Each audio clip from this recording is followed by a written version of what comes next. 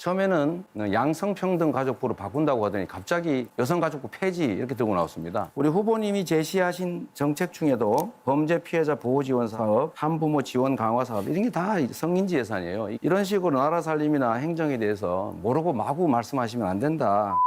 지금 현재 1년 육아휴직을 사용하는 비율이 얼마나 되는지 혹시 아시는지. 두 번째, 이 현재 있는 것도 그 정도밖에 못 쓰는데 나머지 제대로 쓰게 하는 게 더 중요하지 않냐. 늘리는 것보다는 있는 것도 못 쓰는데 만약에 늘리는 데만 신경을 쓰게 되면 그런 일이 벌어지죠. 좋은 직장 있는 사람은 더 많이 쓰고 안 좋은 직장 있는 사람은 계속 못 쓰는 문제가 생기는데 답을 마저 좀 해주십시오. 그거는 뭐 강제로 다 쓰게 한다기보다 1년 6개월씩 최대한 쓸 수 있는 제도를 만들면은 또 사람에 따라서 사정이 다를 수 있기 때문에 부부 합산해서 1년 6개월씩 3년간 쓰게 하자는 것이지 뭐 그것이 출산율 제고에 이것이 100% 이것만 갖고 된다는 뜻은 아니죠. 네. 후보님. 네. 질문에 좀 답을 해주시면 좋지 않겠습니까? 그럼 질문을 몇 정확하게 퍼센트 해주시죠. 정도를 지금 쓰고 있느냐? 네. 지금 현재 있는 걸 늘리는 구체적 방법이 뭐냐? 한 번만 더 말씀하시죠. 한번 얘기를 해주시죠. 저는 늘리는 것이 바람직하다고 네, 했는데 알겠습니다. 네, 네. 네.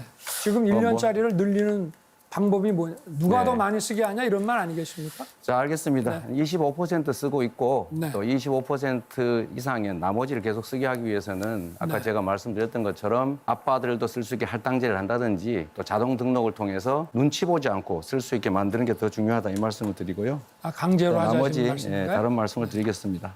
저는 우리 사회에 구조적 성차별이 있다고 생각합니다. 임금 격차도 크고 또 승진도 어렵고 소위 유리천장이라고 하는데 OECD에서 가장 나쁜 지표를 가지고 있습니다. 이 구조적 불평등, 차별을 극복하기 위한 노력도 중요하고 그 폄훼하면 안 되죠. 그 구조적 성불평등이 있다는 사실을 인정도 해야 된다. 그런데 후보님 저번에 제가 질의했을 때 결국 답 안 하고 넘어가셨어요. 여전히 구조적 성평등은 없고 개인적인 문제라고 생각하십니까?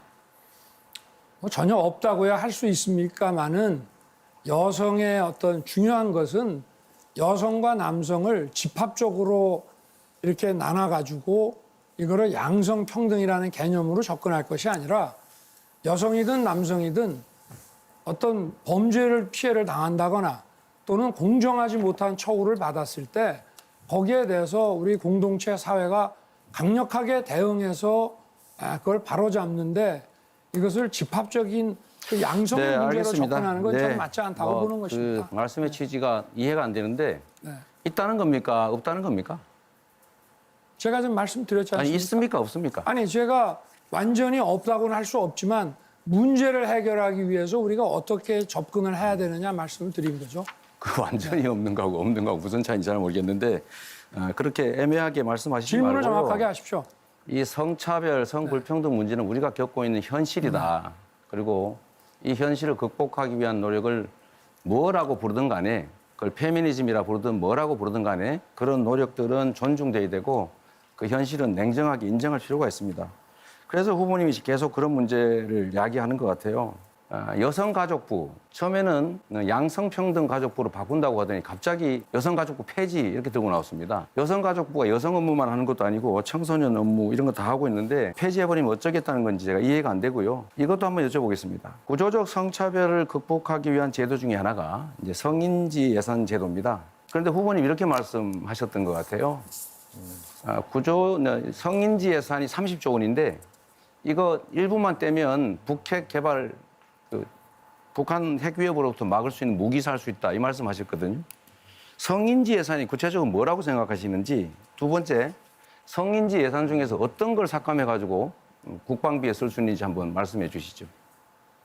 아니 뭐 성인지 예산이라고 하는 거는 각 부처에 흩어져 있는 이런 예산들 중에 뭐 좀 여성에게 도움이 된다라는 차원으로 만들어 놓은 그런 예산들인데 뭐 원래 일반 예산을 이제 그런 거로 좀 성과 지표를 좀 과장도 하고 확대도 할 수 있는 거니까 저는 그런 예산들을 지출 구조 조정을 할 수 있는 예산들이다라고 봤고 거기서 조금만 지출 구조 조정을 해도 우리가 북핵으로부터의 대공 방어망을 구축하는데 네, 알겠습니다. 저희가 쓸 수 있다 이런 전혀 얘기죠. 지금 포인트가 안 맞는 말씀을 하시는데 포인트가 왜 안 자, 맞습니까? 성인지 예산이라고 하는 것은 여성을 위한 예산으로 특별히 있는 게 아니고요. 아니죠. 그게 일반 예산이라고 잠깐만 하지 제가 않았습니까? 질문할 때는 들어주세요. 아니 제가 제대로 얘기를 했는데 오해를 하고 질문할 질문하세요. 때는 들어주세요. 네. 네, 그렇게 해주셔야 됩니다. 규칙을 지키셔야죠. 검사님 출신 아닙니까? 규칙을 안 지키시면 안 됩니다. 자, 일단은 구체적으로 어떤 걸 삭감할 수 있는지 한 말씀도 안 하셨는 것 같은데 우리 후보님이 제시하신 정책 중에도 범죄 피해자 보호 지원 사업, 한부모 지원 강화 사업 이런 게 다 성인지 예산이에요. 이게 여성을 위한 예산이 아니고 남녀 성평등을 위해서 특별히 고려해야 될 예산을 모아놓은 겁니다. 분류 방법이 하나라는 거 좀 말씀드리고요. 이런 식으로 나라 살림이나 행정에 대해서 모르고 마구 말씀하시면 안 된다. 이 말씀 하나 드립니다. 이거 하나 더 여쭤보겠습니다.